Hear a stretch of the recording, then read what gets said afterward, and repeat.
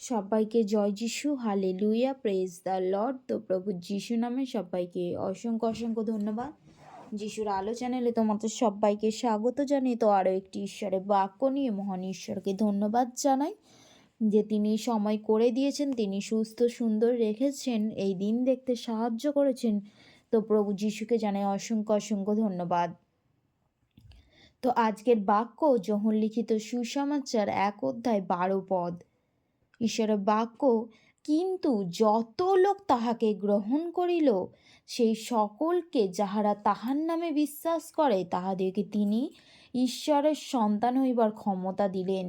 Hallelujah, amen, praise the Lord. তো ঈশ্বরের বাক্য, ঈশ্বর বলছেন যত লোক, একজন কি কারো ঈশ্বর নাম ধরে ডাকেনি, যত লোক, মানে যত লোক, 1000, 2000, 1,00,000, যত লোক তাহাকে গ্রহণ করিল সেই সকলকে কি ঈশ্বর তার সন্তান হইবার ক্ষমতা দিলেন। তাহলে আমরা কার সন্তান? সে ঈশ্বরের সন্তান। আমরা জগতে আমাদের বাবা মার নাম নিয়ে কি আমরা সেই মানুষ হই, কিন্তু ঈশ্বর প্রভু যিশু আমাদের তার কি সন্তান হবার ক্ষমতা দিয়েছেন। ঈশ্বর বাক্যে দ্বারা বলছেন যে আমরা যদি সেই প্রভু যিশুকে বিশ্বাস করি তো ঈশ্বর আমাদেরকেও কি ঈশ্বরের সন্তান হইবার ক্ষমতা দিলেন। তাহারা রক্ত হইতে নয়, মাংসের ইচ্ছা হইতে নয়, মানুষের ইচ্ছা হইতেও নয়, কিন্তু ঈশ্বর হইতে জাত। বলে তারা কি রক্ত থেকে নয়, মাংসের ইচ্ছাতেও নয়, যে মাংসের ইচ্ছাতে আমরা সেই কি শারীরিক থেকে নয়, মানুষের ইচ্ছা হইতে নয়, কিন্তু ঈশ্বরের সন্তান, ঈশ্বর হইতে জাত। বলছে আর সেই বাক্য মাংসে মূর্তিমান হইল। সেই বাক্যটাই কি হলো? সেই মাংসে মূর্তিমান হইল।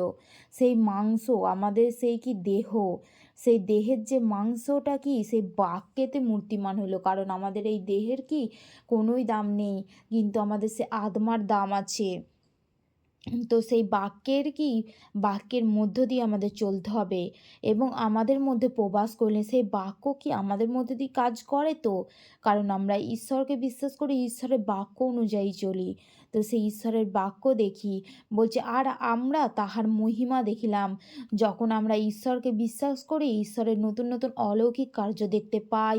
যেমন ঈশ্বর কি বলেছেন যে মনুষ্যদের মধ্যে, আকাশের নিচে মনুষ্যদের মধ্যে এমন কোনো নাম নেই যে নামেতে আমাদেরকে পরিত্রাণ দিতে পারে। কারণ সেই প্রভু যিশুই হচ্ছে কি আরোগ্যকারী, যেই নামেতে অন্ধ দেখে, খঞ্জ চলে, বোবা কথা বলে, মৃত লাশারকে কি ঈশ্বর জীবন দিয়েছে। তাই তো আমরা সেই অলৌকিক কার্য দেখতে পাই। তাই ঈশ্বরের বাক্য বলছেন যখন আমরা প্রভু যিশুকে বিশ্বাস করি আমরা তাহার মহিমা দেখি। বলছে যেমন পিতা হইতে আগত এক জাতের মহিমা তিনি অনুগ্রহ ও সত্যে পূর্ণ। যখন আমরা সেই ঈশ্বরের মহিমা দেখতে পাই, তিনি সেই পরমেশ্বর পিতার এক জাতের মহিমা, সেই ঈশ্বরের মহিমা দেখতে পাই। তিনি অনুগ্রহ ও সত্যে পূর্ণ, তিনি অনুগ্রহ ও সত্যে পরিপূর্ণ। কারণ আমরা সেই ঈশ্বরকে বিশ্বাস করেছি। কারণ যোহন তার বিষয়ে সাক্ষ্য দিলেন আর উচ্চস্বরে বলিলেন, ইনি সেই ব্যক্তি যাহার বিষয়ে আমি বলিয়াছি। যিনি আমার পশ্চাৎ আসিতেছেন তিনি আমার অগ্রগণ্য হইলেন, কেননা তিনি আমার পূর্বে ছিলেন।